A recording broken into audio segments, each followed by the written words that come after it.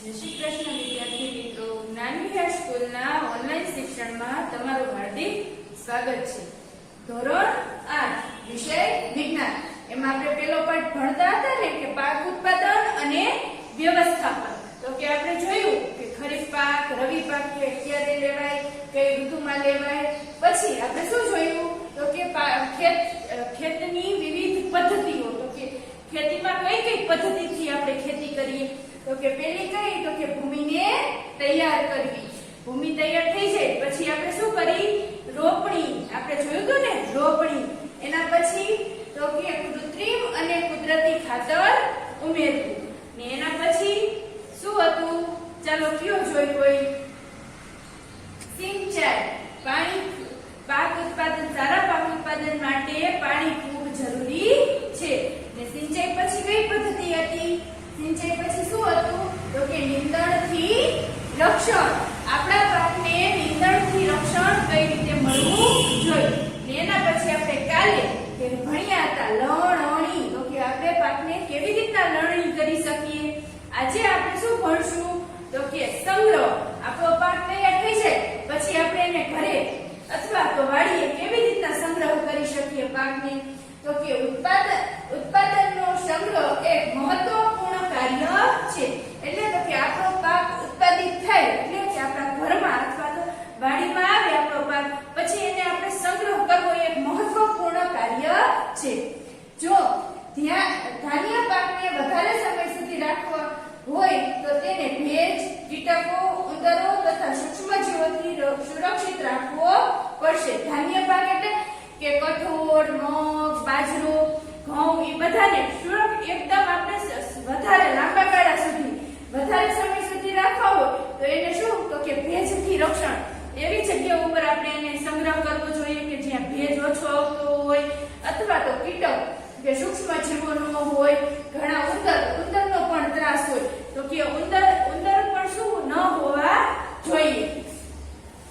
જો તાજા કાપેલા પાકના દાણાઓને સુકવ્યા વગર જ સંગ્રહ કરવામાં આવે તો તેની બગડવાની અથવા સૂક્ષ્મજીવો દ્વારા નષ્ટ થવાની તથા બીજાકુરણ ક્ષમતા ગુમાવવાની સંભાવના વધી જાય છે।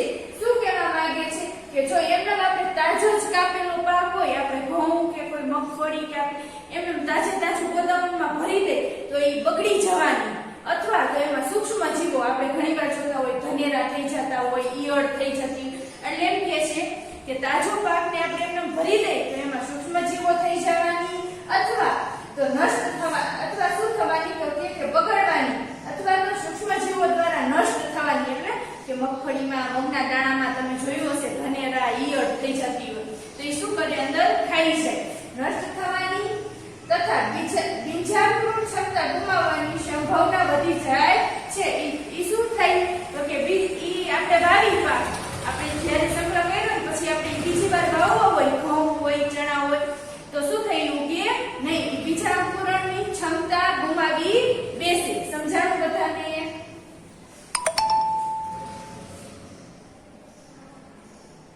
અર્થાત સંગ્રહની પહેલા બીજને તાપમાં સૂકવવા આવશ્યક છે। શું કહે છે કે સંગ્રહ કરી એ પહેલા બીજને તાપમાં સૂકવવું શું છે, આવશ્યક છે। આપણે જો સંગ્રહ કરી એ પહેલા બીજને શું કરવું પડે, આપણે તાપમાં સૂકવવા જોઈએ। આપણે તડકામાં, આપણે કોઈ ઘઉં હોય તો ઘઉંનું ખરું લઈ પછી જો આપણા ઘઉં ઘરે આવી ગયા હોય તો આપણે શું કરીએ, એને 2-3 દિવસ, અઠવાડિયા સુધી આપણે એમને તડકામાં શું કરતા હોય, બહાર રાખતા હોય, પછી આપણે ઘઉંને સવારે ટાઢા પોરે આપણે જે જગ્યાએ સંગ્રહ કરવાનો હોય ત્યાં પછી ભરી 2-3 દિવસ શું કરીએ, એમાંથી ભેજનું પ્રમાણ એટલે કે ભેજ હોય એ શું થઈ જવો જોઈએ, એમાંથી શોષાઈ જવો જોઈએ। સમજાઈ ગયું તમને?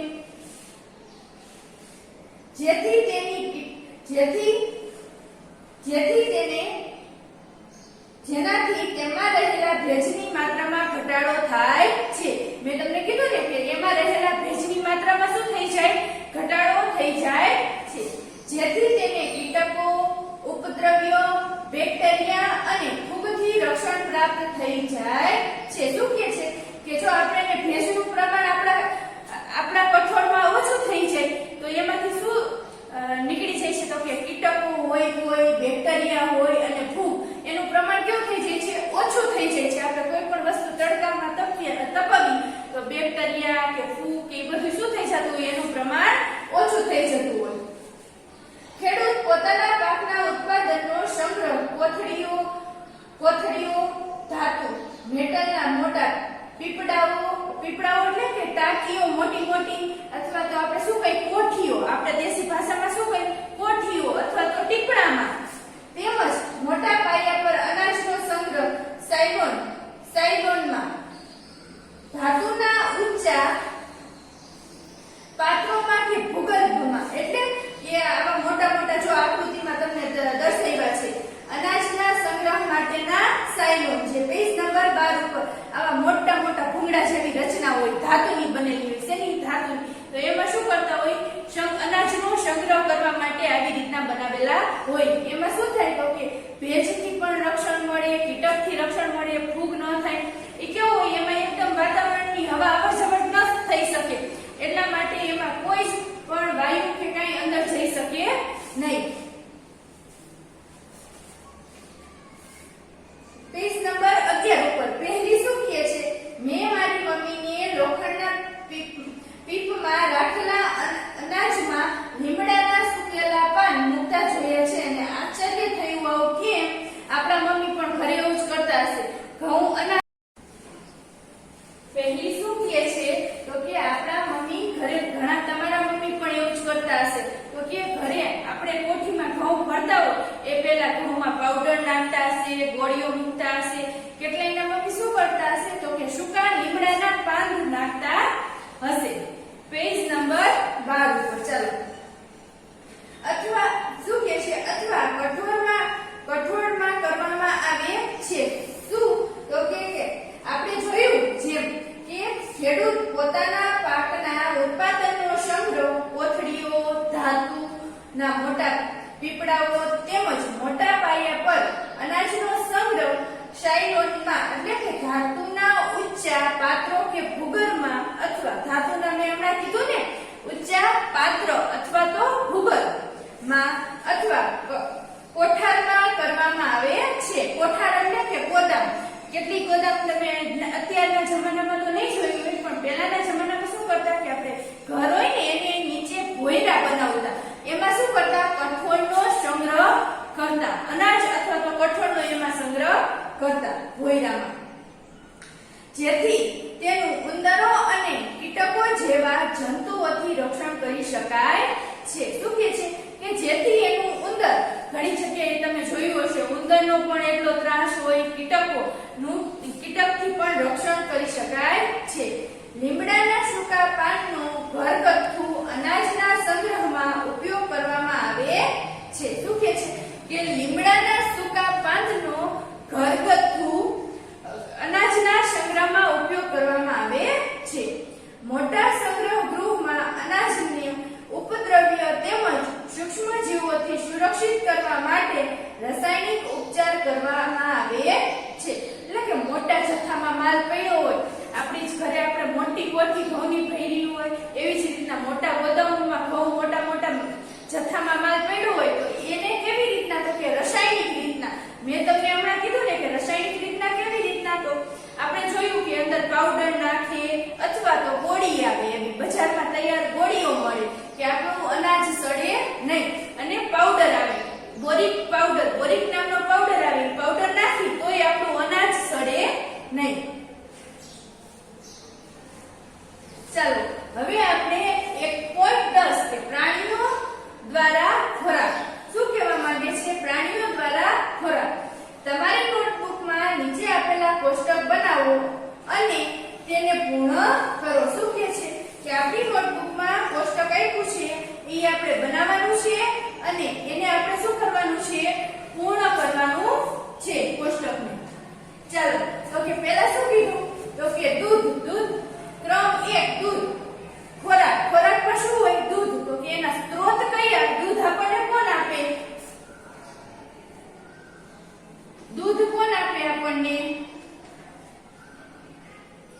ગાય, ભેંસ ને બકરી.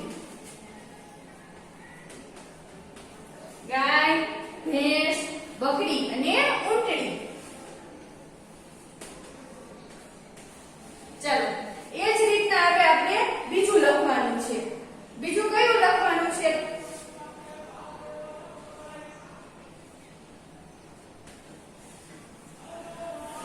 માંસ. તો કે આપણે માંસ, તો કે માંસ કોણ આપે? માંસ આપતા પ્રાણીઓ. તો કે બકરી, મરઘી અને ગાય. માંસ કોણ આપે? તો કે બકરી, મરઘી અને ગાય. એ જ રીતના ત્રીજું તો કે ઈંડા. ઈંડાનો મુખ્ય સ્ત્રોત કોણ? ઈંડા કોણ આપે આપણને? ઈંડાનો મુખ્ય સ્ત્રોત કોણ? ઈંડા કોણ આપે? તો કે મરઘી અને બતક. એ જ રીતના ચોથું તો કે આપણે શું જોઈશું? ખોરાક. ચોથું ખોરાકમાં શું આવશે? માછલી. માછલી તેનો મુખ્ય સ્ત્રોત કયો?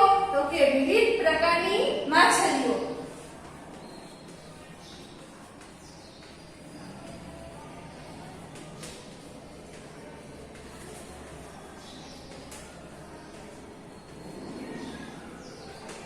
વિવિધ પ્રકારની માછલીઓ. એ જ રીતના આ કોષ્ટકને પૂર્ણ કર્યા બાદ તમે જોયું હશે કે વનસ્પતિની જેમ પ્રાણીઓ પણ આપણને વિભિન્ન પ્રકારનો ખોરાક પ્રદાન કરે છે. જેમ આપણે વનસ્પતિ ખોરાક આપે છે એ જ રીતના આ બધા પ્રાણીઓ પણ આપણને શું કરે છે? તો કે વિભિન્ન પ્રકારનો ખોરાક પ્રદાન કરે છે.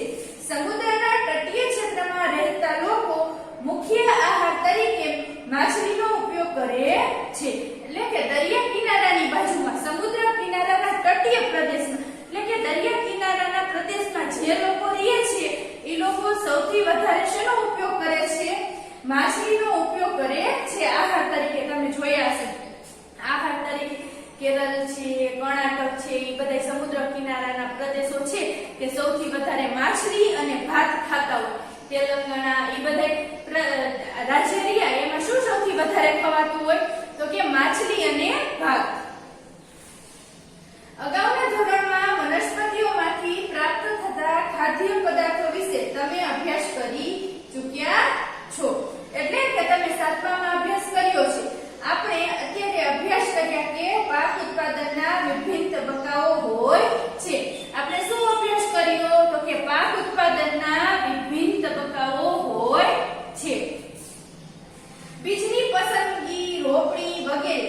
તેવી જ રીતે ઘરમાં અથવા ખેતરમાં રાખવામાં આવતા પાલતુ પ્રાણીઓને યોગ્ય ખોરાક, રહેઠાણ તેમજ તેની દેખરેખ પણ અતિ આવશ્યક છે. શું કહે છે કે ઘરમાં અથવા તો આપણે ખેતર માટે પેલા બળદ રાખતા, એવી જ રીતના જે આપણે પાલતુ પ્રાણીઓ રાખીએ એ પાલતુ પ્રાણીઓની યોગ્ય ખોરાક આપવો પડે, એનું યોગ્ય રહેઠાણ આપણે બનાવવું જોઈએ.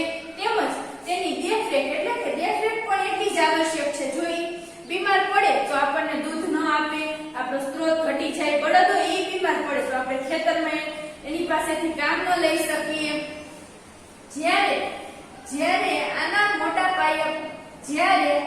મોટા પાયા પર કરવામાં આવે ત્યારે તેને પશુપાલન કહેવાય છે. જ્યારે એને આપણે મોટા પાયા ઉપર, એટલે કે તપેલો બનાવીએ કે એવું આપણે કરીએ તો એને આપણે શું કહીએ? તો કે પશુપાલન કહે છે. ચાલો બધાને આ પાઠ સમજાઈ ગયો ને? પહેલો પાઠ. કોઈને પ્રશ્ન હોય તો નીચે લીટી કરીને રાખવાની છે. જ્યારે તમે સ્કૂલે આવો ત્યારે પૂછી લેવાનું છે. અમે અહીં સ્કૂલે બોલાવશું ત્યારે તમારે આવી અને પૂછવાનું છે કે ટીચર આ નથી સમજાતું. અને દરરોજ બધાએ પોતાનું હોમવર્ક કરવાનું છે. આજે તમારે હોમવર્કમાં સંગ્રહ વિશે ટૂંકમાં નોંધ લખવાની છે કે આપણે કેવી રીતના અનાજનો સંગ્રહ કરીએ છીએ. જય શ્રી કૃષ્ણ.